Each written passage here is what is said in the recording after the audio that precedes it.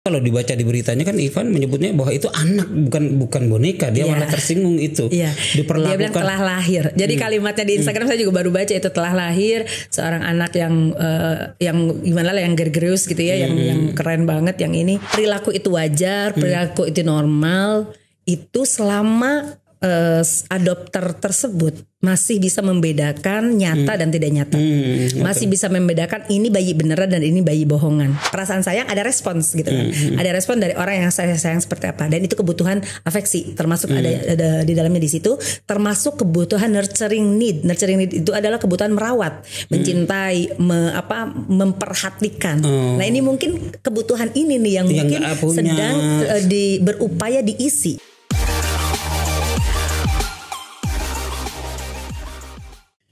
Oke, assalamualaikum warahmatullahi wabarakatuh. Selamat berjumpa kembali sahabat semua, bersama saya Cak Hamid di YouTube saya ya, yang makin hari makin kece ini.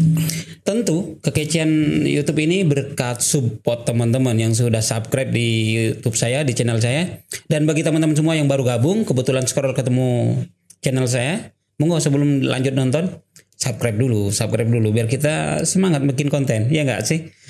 Dan pasti konten ini konten yang tidak biasa. Insya Allah isinya akan berisi madu semua, akan menjadi daging semua, akan bermanfaat atau berfaedah semua. Bukan anfaedah kata anak sekarang itu. Seperti tentu bintang tamunya juga kece-kece di depan saya, wanita cantik ini, senyumnya luar biasa. Sambut saja Hena Rustiana. Selamat datang. Terima kasih Cak Hamid. Assalamualaikum. Waalaikumsalam warahmatullahi wabarakatuh. Gimana kabarnya? Baik, alhamdulillah. Makin cantik aja apa ramuan Hena? Enggak pakai ramuan. Beras kencur. Beras kencur. Iya. Alhamdulillah, saya juga senang ini kehadiran Hena ini. Makanya kemarin saya panggil dadakan soalnya ada isu-isu dadakan ini yang kayaknya butuh memanggil Hena. Yang bukan kebetulan sih, Hena ini psikiater ya, psikoterapis, konselor, psikoterapis. Aktivitasnya di dunia yang menurut saya relate untuk kita bicarakan bersama sahabat saya ini, terutama terkait yang lagi heboh hari ini. 2-3 hari ini men, ikut nggak TV tentang spirit doll, baby doll atau apalah namanya spirit itu doll, ya. Boneka arwah. Nah, ngikut nggak itu? Ya sempat melihat beberapa kali di berita, sempat juga melihat di YouTube karena kan penasaran ya. Dibahas di satu grup WhatsApp, kemudian apaan sih yang dibicarakan tuh apa? Oh, ternyata banyak artis yang mengadopsi spirit doll. Apa sih spirit doll kan gitu kan, kita jadi penasaran, bertanya-tanya. Ternyata spirit doll ini adalah boneka arwah yang dimaksudkan gitu. Jadi bukan boneka biasa. Kalau misalnya boneka biasa itu kan biasa dimainkan anak-anak. Betul. Jadi anak-anak memainkan boneka, anak-anak perempuan, kemudian mereka bermain peran, dan itu bagus untuk perkembangan psikomotoriknya, perkembangan bahasa, perkembangan sosialnya, imajinasi dia. Itu. Jadi bagus buat perkembangan anak-anak perempuan gitu ya. Nah, yang tidak umum adalah sekarang dimainkan oleh orang dewasa. Dan bukan hanya dimainkan. Saya kalau kita melihat boneka dimainkan orang dewasa kan banyak juga pendongeng ya, storyteller yang pakai boneka untuk media yang lebih menarik supaya penyampaian terhadap pesan yang akan diceritakan, yang akan disampaikan itu lebih cepat nyampe gitu dengan bantuan si boneka gitu, sebagai media lah, kita anggap sebagai media gitu. Tetapi yang saat ini muncul adalah boneka yang dianggap bisa memberi semangat, kemudian bahasanya itu boneka arwah disebut gitu. Jadi baca disebut dimasuki oleh arwah yang sudah meninggal. Kan ini yang agak bikin orang tercengang, apa nih, dan bikin pro kontra juga gitu. Betul. Kalau bicara boneka arwah, tentu kalau di Indonesia ada juga boneka jalangkung ada namanya, atau Nini Towo Nini Towo ya kalau nggak salah. Itu bagian kalau cewek, kalau perempuan. Tapi saya nggak masuk ke sana gitu. Kalau itu kan dimensinya menjadi luas, udah mistis segala macam. Yang jadi pertanyaan besar saya, fenomena psikologis apa yang terjadi gitu ketika orang melakukan itu? Kira-kira gejala-gejala. Sebenarnya sih ada 3 hal sih yang jadi perhatian kita gitu, yang kemudian terlihat di media sosial itu kan. Yang pertama sensasi ya. Orang yang sudah terkenal, yang sudah punya kehidupan yang kalau menurut kita udah oke banget, udah mapan, udah gitu. mapan. Betul. Tapi mungkin butuh sensasi gitu. Sensasi ini dibutuhkan untuk supaya dia tetap eksis. Mungkin itu yang pertama. Ini kan kemungkinan. Oke. Kemudian kedua obsesi. Obsesi ini bisa jadi ya mungkin ya obsesi tetap tenar, tetap dilihat. Kalau misalnya dalam berita itu tetap di teratas gitu kan, mungkin obsesi bisa jadi atau obsesi pada kebutuhan dia. Misalnya kebutuhan psikologis. Kebutuhan psikologis. Jadi kan yang ketiga ini afeksi nih. Yang saya mau bahas dari sensasi, obsesi, afeksi. Kalau afeksi ini kebutuhan akan kasih sayang, kebutuhan untuk memiliki dan dimiliki, dibutuhkan dan membutuhkan gitu. Yang mungkin di dunia nyata dengan orang yang beneran gitu ya, dengan anak yang beneran itu belum didapatkan. Gitu. Mungkin dengan anak jadi ada beneran motif-motif. atau malah juga ya ada sesuatu kasih sayang yang belum selesai lah kira-kira ya. Iya bisa jadi. Jadi ada kantung-kantung kebutuhan dalam afeksi ini atau dalam kasih sayang ini yang belum terpenuhi, sehingga bagaimana caranya supaya dia bisa memenuhi itu gitu loh. Bagaimana caranya? Jadi dia mencari objek lain yang bisa dia sayangi tanpa protes, yang bisa disayangi tanpa dia tanpa dia membantah atau tanpa dia melawan gitu. Seperti itu. Yang mungkin betul-betul bisa dia full kendalikan bisa juga kan? Ya mungkin bisa seperti itu. Kalau itu persoalannya kan ini masalahnya kan bayi kan kira-kira tidak ada yang boneka. Kalau di barat ada boneka, kalau di Jepang ada sex toy, kan dia boneka seks gitu kan. Kalau di Jepang terus kemudian itu kan boneka besar gitu. Tapi kalau ini kan kalau bayi gitu ada yang juga udah punya anak gitu, kayak Ruben Onsu itu punya anak tapi masih melihara yang kayak gitu? Ya itu bisa jadi obsesi, bisa jadi sensasi, bisa jadi afeksi.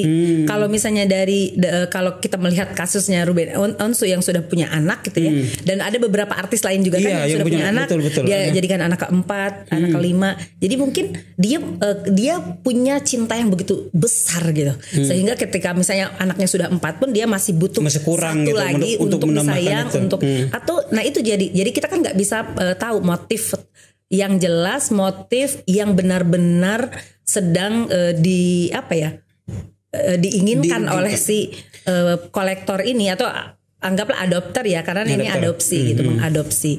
Jadi adopter ini dia punya berbagai macam alasan. Dan tentunya beda-beda tiap orang itu. Tentunya beda-beda. Kalau ngelihat Ivan Gunawan mungkin kan karena beliau belum berkeluarga, mungkin bisa jadi ini kebutuhan afeksi gitu. Jadi kan untuk kebutuhan dalam afeksi, kemudian dia keinginan untuk merawat, mencintai, kemudian karena dia merasa itu atau belum dapat itu. Nah itu seperti itu. Jadi kebutuhan-kebutuhan dasar yang dibutuhkan oleh manusia gitu. Dan kalau dibaca di beritanya kan Ivan menyebutnya bahwa itu anak, bukan boneka. Dia malah tersinggung itu. Diperlakukan. Dia bilang telah lahir. Jadi kalimatnya di Instagram saya juga baru baca itu, telah lahir seorang anak yang gimana lah, yang gergerius gitu ya, yang keren banget, yang ini yang akan membawa kebahagiaan kayak gitu-gitu. Bahasanya memang jadi telah lahir. Nah, kalau kita melihat kayak gitu kan orang juga wajar pro kontra, karena kok kayak nggak wajar gitu ya.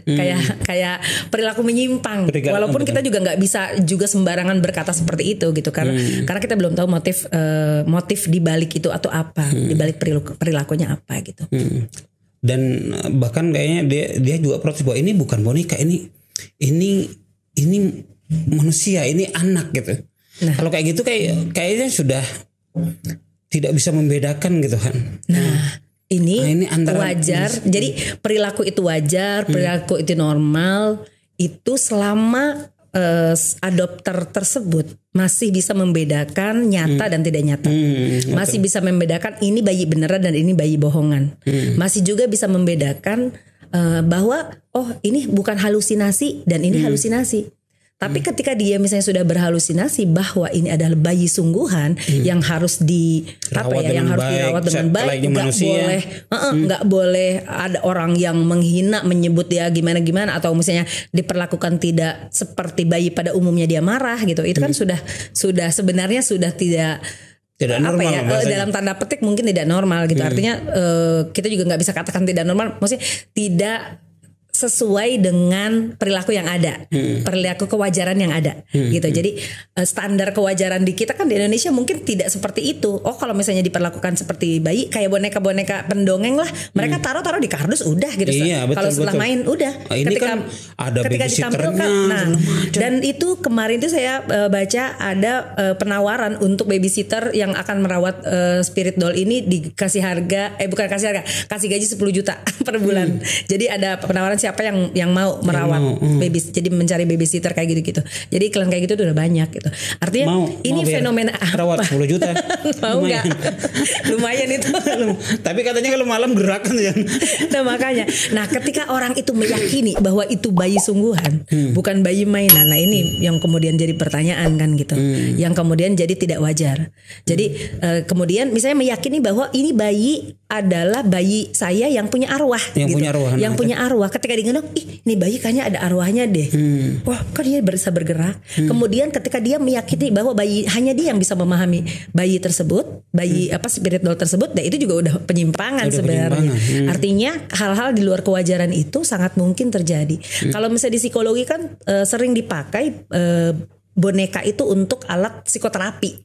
Alat psikoterapi boleh itu untuk menenangkan diri atau misalnya mengganti kehilangan orang yang tercinta. Tetapi hanya sampai ketika orang itu sudah menyadari bahwa saya saat ini di sini dan saya saat ini berada dalam kondisi ini. Bahwa misalnya anak saya memang sudah meninggal, jadi dia sudah mengikhlaskan udah. Jadi tujuannya jelas untuk terapi. Tapi kalau misalnya setelah itu gitu ya masih dianggap sebagai bayi yang, jadi kalau sudah ada ketergantungan dari si adopter terhadap bayi itu, bahwa ini nggak bisa meninggalkan bayinya, saya tidak tenang kalau nggak ada bayi itu, si spirit doll itu, boneka itu mungkin sudah tidak wajar gitu. Artinya banyak hal ya yang kita bisa lihat kewajaran dan ketidakwajaran. Secara kita ngelihat masyarakat aja kan banyak pro kontra. Betul. Dan banyak yang bilang ya nggak wajar gitu. Bahkan banyak yang bilang ini gila apa ya gitu, ini sakit jiwa apa ya gitu. Banyak sekali yang ini yang kalau di luar itu sudah fenomena itu sudah lama berlangsung gitu kan. Mengadopsi boneka itu, tapi rata-rata dipakai oleh para lansia yang kemudian anak-anaknya sudah pergi, dia merasa kesepian sendiri gitu.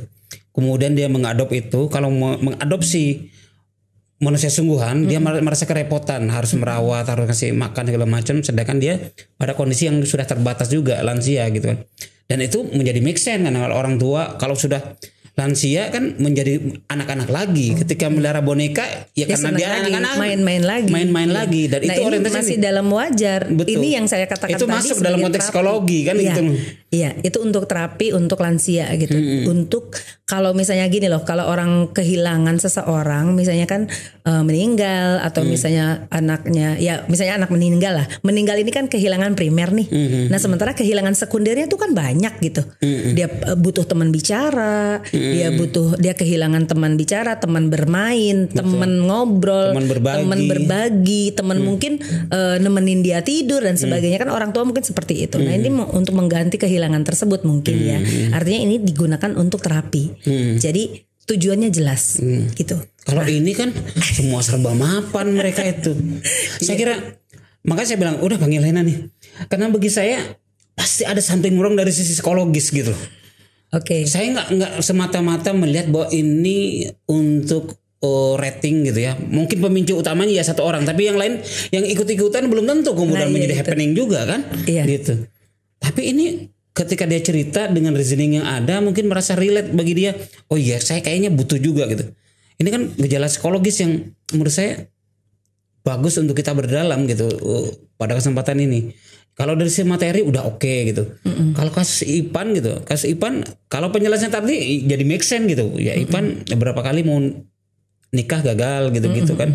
Mungkin jadi ada kekosongan dalam hidupnya yang menurut dia perlu nih diisi oleh objek lain. Karena manusia itu kan secara lahiriahnya, secara dasarnya gitu punya 5 kebutuhan. Jadi ada 5 kebutuhan dasar. Yang pertama kebutuhan fisiologis. Kebutuhan fisiologis itu bisa makan, minum, kemudian kebutuhan tempat tinggal, istirahat. Kebutuhan seks juga itu termasuk kebutuhan fisiologis ya. Yang pertama fisik gitu. Kemudian yang kedua kebutuhan akan rasa aman. Rasa aman itu bisa didapat dari orang-orang sekitar, dari keluarga tercinta, bahkan dari dirinya sendiri. Rasa aman. bahwa dia terhindar dari bahaya, bahwa dia berada di tempat yang memang jauh dari hal-hal yang membahayakan gitu dan sebagainya. Kemudian yang ketiga kebutuhan afeksi. Afeksi ini kasih sayang. Nah, kasih sayang ini di sini itu kasih sayang itu bukan hanya kita menyayangi orang lain. Saya butuh menyayangi orang lain. Tapi bukan hanya butuh juga disayang gitu. Jadi ada timbal balik. Ada saya memberikan stimulus perasaan sayang, ada respons gitu kan. Ada respon dari orang yang saya sayang seperti apa. Dan itu kebutuhan afeksi termasuk ada di dalamnya di situ, termasuk kebutuhan nurturing need. Nurturing need itu adalah kebutuhan merawat, mencintai, memperhatikan. Nah, ini mungkin kebutuhan ini nih yang mungkin sedang berupaya diisi. Jadi kekosongan di kebutuhan ini. Kemudian yang keempat itu ada kebutuhan akan harga diri, self esteem. Kemudian yang kelima aktualisasi diri. Sebenarnya ini bisa jadi mencakup keseluruhan kecuali yang pertama ya. Yang kedua aja rasa aman, dia kan ketika ada yang nemenin di rumah, ada boneka dianggap sebagai anak dia merasa tidak sendirian, merasa aman, merasa nyaman, kedamaian. Tetapi sih lebih beratnya kepada kebutuhan afeksi tadi. Karena dalam pemenuhan kebutuhan ini ada dua hal yang mendorong sebenarnya. Yang pertama defisiensi motivation. Jadi ada motivasi jadi kurang gitu. Jadi motivasinya saya kekurangan akan hal itu. Saya dalam kebutuhan misalnya yang pertama atau kedua atau ketiga, ini saya merasa kantong-kantong kebutuhan saya di afeksi ini kosong. Gitu. Ketika dia merasa kosong, dia kan merasa perlu ada objek yang harus mengisi itu. Nah, ketika perlu ada objek yang mengisi itu, ketika dia mungkin mencari objek lain, misalnya orang pasangan, dia berusaha mencari pasangan, kemudian berupaya mempunyai anak dan sebagainya, itu tidak terjadi atau tidak selalu mulus perjalanannya, itu mungkin dia akan mengambil objek lain yang nggak rewel, yang repotin dan sebagainya. Itu kayak gitu.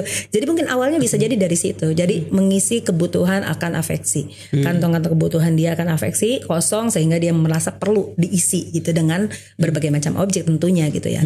Mungkin pas dapatnya sekarang spirit doll gitu. Sehingga dikatakan kan spirit doll itu kan kalau kata pembuatnya ini merepresentasikan kepribadian orang yang memilikinya gitu. Jadi dia itu kalau memang dia butuh kasih sayang, dia akan memberikan. Kayak gitu-gitu. Sebenarnya yang kemudian jadi pertanyaan itu kan, apakah si spirit doll ini tren atau sesat gitu, artinya kan apakah bisa mengarah ke situ? Mungkin ahli agama udah banyak juga kok dari teman-teman dari petinggi-petinggi di MUI ya sudah banyak itu membahas tentang ini, bahwa memang ini tidak benar gitu. Yang diizinkan di dalam agama kita, dalam Islam itu kan hanya boneka untuk dipakai mainan untuk anak-anak. Nah, itu kan saya tadi defisiensi motivation ya yang pertama. Nah, satu hal lagi yang mendorong manusia untuk memenuhi kebutuhannya adalah growth motivation. Growth motivation itu adalah kebutuhan bertumbuh, berkembang, beraktualisasi diri. Ini kalau misalnya sudah growth motivation, berarti dia sudah memiliki apapun gitu. Dia sudah dicukupkan kebutuhan pertama yang fisiologisnya sudah cukup, kedua rasa aman sudah cukup, sudah terpenuhi, kebutuhan akan afeksi juga sudah cukup, kebutuhan akan harga diri juga sudah cukup. Nah, kelima nih aktualisasi diri. Umumnya kan seperti itu. Jadi dia butuh untuk bertumbuh, butuh untuk berkembang gitu dari apa yang sudah dia miliki saat ini gitu.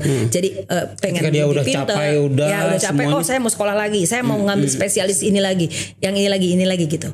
Jadi keterampilan mungkin ya. Jadi salah satu pendorongnya itu adalah itu gitu. Growth motivation. Nah, yang tadi mungkin bisa jadi kita bisa katakan faktor pendorongnya adalah defisiensi motivation. Jadi dia merasa kekurangan, harus dipenuhi gitu. Mungkin seperti itu.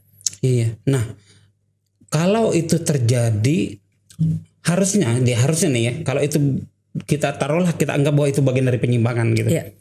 Harusnya bagaimana cara mereka itu menutupin itu agar kemudian nggak lari ke yang kayak gini-gini? Maksudnya menutupin kekurangan kekosongan itu gitu. Artinya gini kan, jalan lainnya lah, jalan another ways-nya seperti apa tuh? Kita kalau misalnya perilaku manusia itu kan sebenarnya sangat khas tergantung pada pengalaman sebelumnya. Jadi kalau misalnya artis, kalau di berita kan ada 7 artisnya yang sudah mengadopsi spirit doll. Nah, bisa jadi mereka kan motifnya sangat berbeda. Alasannya sangat berbeda. Motivasinya betul. Nah, kalau misalnya alasannya hanya untuk jadi teman main anaknya misalnya, atau untuk supaya mereka juga bisa menyayangi gitu kan, menyayangi ini jadi teman bermain anak-anaknya, mungkin itu masih bisa dianggap wajar gitu. Tapi kalau misalnya alasannya sudah saya mendapatkan ketenangan ketika ada bayi ini, ketika ada boneka ini. Boneka ini bahkan dianggap bisa membawa keberkahan. Bukan keberkahan sih bahasa, bawa rezeki. Bawa rezeki kalau keberkahan kayak Islam banget. Bawa rezeki, dianggap bawa keberuntungan, dianggap juga bisa mendatangkan bahasanya itu kebaikan hoki gitu. Hoki, keberuntungan. Nah ini mungkin yang kemudian salah di situ gitu. Ada yang salah. Artinya ketika seseorang masih meyakini, jadi sebenarnya kuncinya gini, ketika masih bisa membedakan bahwa ini nyata, ini tidak, ini bukan halusinasi gitu, itu masih wajar. Tapi ketika dia mulai berhalusinasi bahwa si bayi ini bergerak, si bayi ini mempunyai nyawa, si bayi ini hidup loh, si bayi ini lahir loh, dia meyakini itu, nah itu sudah mulai tidak wajar. Apalagi bayi ini bisa mendatangkan keberuntungan. Atau ada kelekatan emosi yang tidak bisa lepas. Artinya kalau lekat pada emosi, kelekatan emosi pada boneka tersebut gitu. Jadi boneka itu seperti seakan-akan nggak boleh lepas dari dirinya, harus selalu. Nah itu dia. Pokoknya ini nggak boleh lepas. Saya nggak bisa ketinggalan dia. Saya nggak bisa jauh dari dia. Saya nggak bisa kehilangan dia. Kalau saya kehilangan dia, saya tidak akan beruntung. Kalau saya kehilangan dia, nah ini. Kalau misalnya udah ada kalimat-kalimat seperti itu bisa dikatakan, ya bisa kita katakan tidak wajar. Cuman untuk mengatakan ini adalah penyimpangan perilaku atau misalnya lebih kasarnya misalnya udah mengarah ke patologis atau gangguan jiwa, itu kan kita perlu serangkaian tes psikologi. Jadi nggak bisa sembarangan bicara juga tentang hal ini gitu ya. Kita juga nggak tahu motif-motif yang tersembunyi di balik perilaku tersebut gitu. Taruhlah kalau dari kasat mata yang dilihat, menurut Hena ini patologis atau tidak? Secara kasar aja dulu. Nggak bisa kalau kasat mata itu, kalau patologis itu nggak bisa kita kasat mata. Atau kewajaran, nggak wajar. Wajar atau nggak wajar mungkin. Artinya menurut gua penting nggak sih menyarankan ke mereka itu untuk kemudian datang ke psikolog gitu? Nah itu. Jadi dalam terapi, ketika boneka dianggap sebagai alat untuk psikoterapi, itu harus dengan pendampingan profesional psikologi. Jadi entah itu konselor, entah itu psikoterapis, entah itu psikolog gitu ya, atau psikiater mungkin. Nah ketika tujuannya sudah tercapai dan relevan dengan permasalahan yang dihadapi, ya sudah boneka itu diambil lagi. Jadi nggak ada ketergantungan. Kalau ketergantungan ya gangguan. Gitu. Artinya kita kan melihat ini wajar atau tidak ketika orang itu berperilaku secara normatif yang kita lihat wajar gitu kan. Kalau misalnya udah mulai ada penyimpangan, ya berarti tidak wajar gitu, tidak normal. Tadi mungkin Cak Hamid saya lupa tuh pertanyaannya yang apa sih yang bisa membuat mereka biar lepas dari situ gitu. Ya mungkin berkeluarga mempunyai ini, kemudian dia perlu gini loh. Kalau boneka itu kan nggak melawan. Problemnya kan gagal terus. Iya. Problemnya kan gagal terus. Orang yang gagal terus tuh banyak, Cak. Yang punya kehidupan tidak indah juga banyak. Yang jadi artinya gini, setiap manusia sudah satu paket, kehidupan dia sudah satu paket dengan problem yang akan dihadapi. Nggak mungkin setiap manusia, setiap kehidupan kita punya masalah kok. Entah itu anggaplah dalam rumah tangga gitu ya. Itu pasti punya dua sisi mata uang. Yang pertama mungkin kebahagiaan, yang kedua mungkin problem, masalah. Ketika itu dia bisa bilang thanks to problem gitu ya, itu udah hebat banget gitu. Udah terima kasih problem, kamu ada untuk membaikkan kehidupan saya, kan kayak begitu. Nah kalau misalnya orang-orang tidak tough, ketika dapat problem begini udah 2 kali 3 kali dianggap oke, udah 3 kali saya gagal membina hubungan, udah saya mendingan punya pasangan yang kalau misalnya di barat juga banyak tuh yang punya pasangan boneka. Ya kan, jadi punya suaminya boneka, istrinya boneka itu banyak. Udah banyak sekali. Itu makanya jatuhnya kayak sektoi kan kalau yang di Jepang. Enggak hanya untuk kepentingan itu, Cak. Jadi dia tuh benar-benar diperlakukan sebagai istrinya, diajak belanja, diajak pergi ke kantornya, diajak rekreasi kayak gitu-gitu, diperlakukan seperti istri. Jadi bukan hanya untuk memenuhi kebutuhan fisiologis tadi, bukan. Bukannya jadi mirip yang tadi yang boneka jatuhnya, enggak. Yang boneka memang. Jadi perilaku seperti ini sudah banyak di barat gitu. Karena mungkin orang untuk menjadi resilience gitu, untuk punya daya lenting, daya juang, daya tangguh itu nggak mudah. Ketika dijatuhkan oleh sebuah kehidupan, sebuah problem gitu ya, dia jatuh aja gitu, memilih terpuruk aja gitu. Jadi dia tidak punya daya lenting yang untuk bangkit lagi, itu loh yang pernah saya ceritakan tentang resiliensi. Nah ini dia akan memilih jatuh terpuruk, apalagi jika tidak ada faktor pelindung dan faktor penyeimbang. gitu. Kalau faktor penyeimbang dan faktor pelindung itu kan bisa dari dua sisi, dari internal dan dari eksternal. Kalau dari internal, dari diri kita sendiri, kemampuan intelektual kita, kemampuan regulasi emosi kita, kemudian cara kita coping stres. Jadi, dulu saya pernah kejadian kayak gini. Dulu perilaku Selesainya saya, begini. ya solusi yang saya lakukan adalah seperti ini. Oh, itu tidak efektif. Berarti dia harus perlu diubah gitu. Nggak boleh stuck pada satu solusi gitu kan. Betul. Kayak gitu. Nah, kalau ini kan dari internal nih. Nah, dari eksternalnya bisa jadi eksternalnya itu dukungan keluarga. Kemudian bahkan komunitas, bahkan negara itu bisa jadi faktor penyeimbang dan faktor pelindung secara eksternal. Ini kan hal ini kalau memang tidak didapatkan oleh si individu itu bisa ngapain aja pada akhirnya gitu. Akhirnya kalau saya melihatnya justru kalau yang dilakukan mungkin yang dilakukan Ivan itu sebagai defense mechanism juga gitu. Defense mechanism itu artinya teori pertahanan diri dia supaya saya dianggap tetap bahagia, tetap ini saya bahagia loh walaupun dengan bayi tidak sungguhan gitu, dengan boneka gitu. Saya bahagia loh. Saya juga punya juga kalau udah bayi gitu, punya juga keturunan. Gitu. Mungkin bisa jadi arahnya ke situ, ke defense mechanism atau ke dia pemenuhan dia akan kebutuhan afeksi. Mungkin seperti itu. Ya gitulah. Ternyata agak rumit juga itu fenomena teman-teman, fenomena tentang apa namanya, baby doll atau apa namanya, spirit doll boneka itu. Arwah loh disebutnya. Iya, boneka arwah. Kalau boneka arwah itu jatuhnya serem banget. Iya, katanya karena dimasukin oleh arwah yang sudah meninggal gitu. Jadi dari dan mereka bisa protes gitu.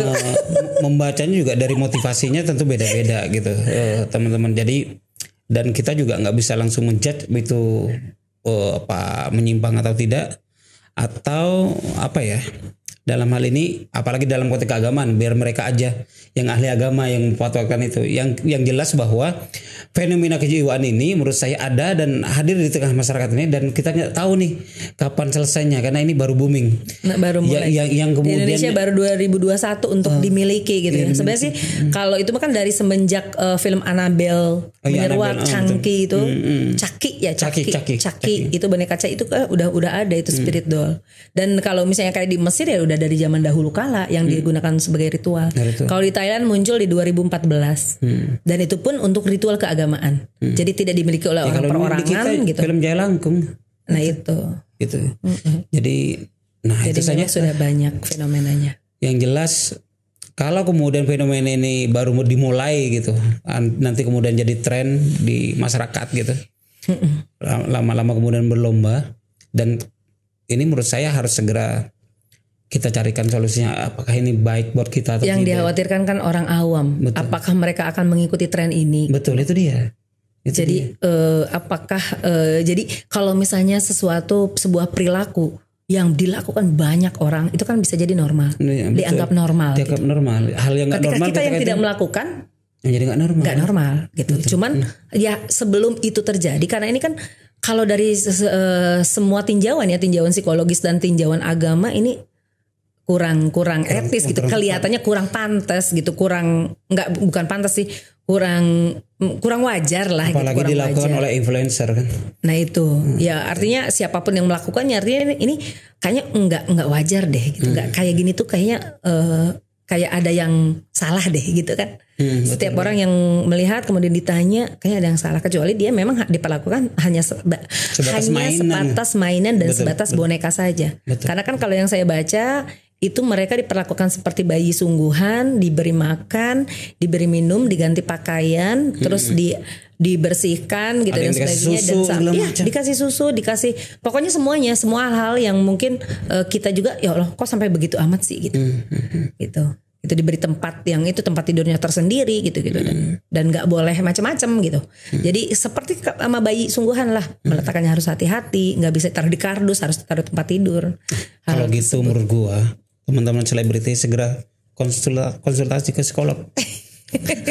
Menurut gua harus konsultasi. Kalau emang katakan psikolog normal ya do it, kalau enggak ya selesaikan. Kalau saya lebih ingin menghimbau ke anak-anak remaja ya. Anak-anak remaja, kemudian ya mungkin kita sebagai orang awam gitu, teman-teman dimanapun berada gitu. Artinya hal tersebut tidak selalu tidak selalu baik gitu. Yang dilakukan oleh selebritis tidak selalu baik dan jangan baik langsung dan, di kuping gitu. Ya, nah itu. Walaupun itu misalnya untuk konten YouTube, untuk konten keperluan konten kan banyak tuh. Yang untuk sensasi, cari sensasi kayak gitu-gitu ya mungkin sebaiknya tidak lah gitu, nggak perlu gitu. Setuju. Jadi teman-teman semua saya nggak simpulkan lagi, teman-teman simpulkan semuanya.